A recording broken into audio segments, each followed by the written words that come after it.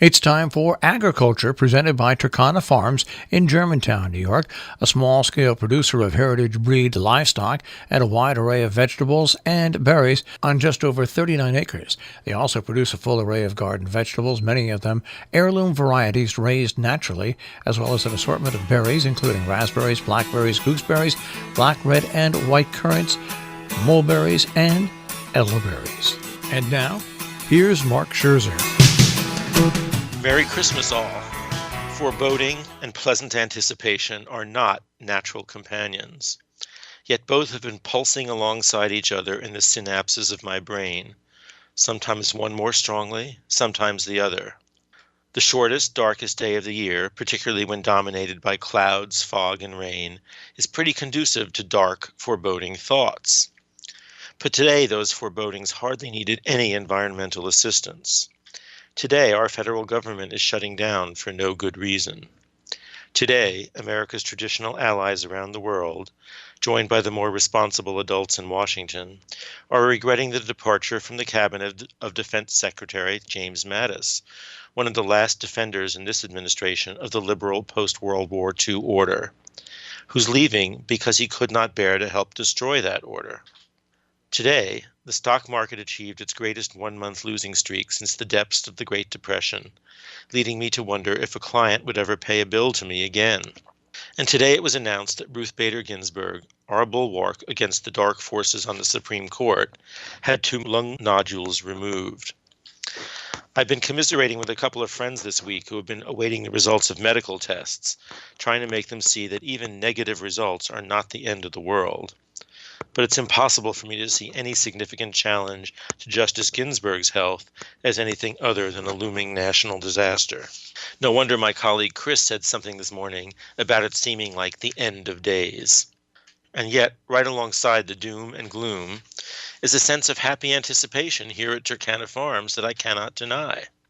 Tomorrow we'll bring in the Christmas tree we cut down last weekend.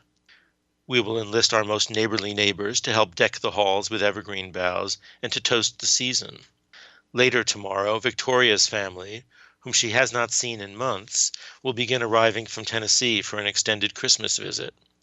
And next week, immediately after Christmas, is the eagerly anticipated arrival on the farm of Troy Spindler. Troy is my nephew and Victoria's significant other, and therefore family to both of us. I think Victoria and I, who never met until after my partner Peter died this September, have been doing a pretty solid job of living comfortably together and getting to know and like each other over the last couple of months. But we're still very much in the getting to know you stage. Troy's finally taking up residence, I expect, is going to considerably accelerate the evolution of this arrangement into once again feeling like a family home. Troy's presence will also bring us to full staffing of the farm without the need for more than occasional paid help.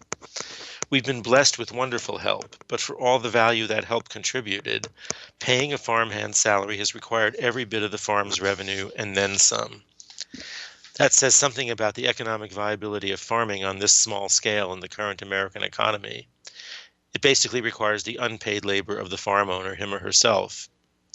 But since that's the environment we live in, it does mean that our hope for success lies in having all hands on deck from the farm owners themselves. And Troy's arrival means we'll have all hands on deck.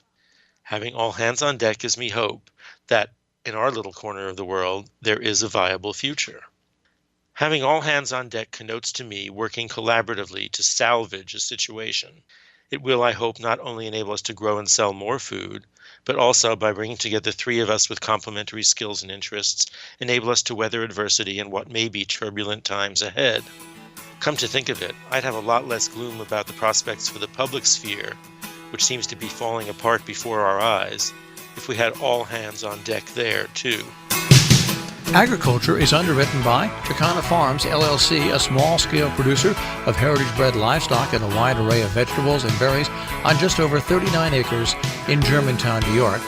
More information, 518-537-3815.